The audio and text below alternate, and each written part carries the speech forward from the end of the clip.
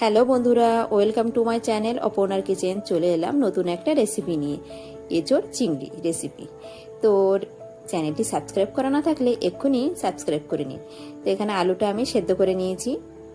এবার নিয়ে নেবো এঁচোড়গুলো আমি সেদ্ধ করে নেবো, নুন হলুদ দিয়ে এঁচোড় সেদ্ধ করে নেব। সেদ্ধ করে নিয়ে নামিয়ে নেবো, সব জল ঝরিয়ে নেবো। এখানে নিয়েছি 1 কিলো এঁচোড় আর নিয়েছি এখানে 500 আলু। এবার কড়াইয়ে সর্ষের তেল দিয়ে, পুরো রান্নাটা আমি সর্ষের তেলে করব। কড়াইয়ে সর্ষের তেল দিয়ে নুন হলুদ দিয়ে আলু আমি ভেজে নেবো, লাল লাল করে ভেজে তুলে নিচ্ছি। আর একটু ওই তেলের মধ্যে দিয়ে দেবো হলুদ, আর দিয়ে এখানে এঁচোড়টা দিয়ে দেবো, দিয়ে একটু নুন দিয়ে আমি এঁচোড়ও ভেজে নেবো, আর চিংড়ি মাছও ভেজে নেবো আমি ওই তেলের মধ্যে দিয়ে। সব সবজি চিংড়ি মাছ আমার ভাজা হয়ে গেছে। এবার কড়াইয়ে তেজপাতা জিরে ফোড়ন দিয়ে দেবো পেঁয়াজ গ্রেট করা, এখানে আদা রসুন বাটা, জিরে বাটা দিয়ে ভালো করে কষিয়ে নেবো। কষিয়ে দিয়ে দিলাম টমেটো টুকরো করা, নুন হলুদ কাশ্মীরি লঙ্কা গুঁড়ো আর দিয়ে দেবো এখানে ধনে গুঁড়ো, দিয়ে ভালো করে আমি কষিয়ে নেবো।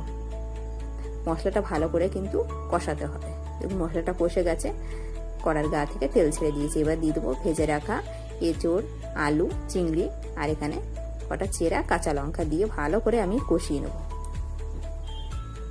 ভালো করে কষিয়ে নিয়ে এখানে পরিমাণ মতন আমি জল দিয়ে দেবো।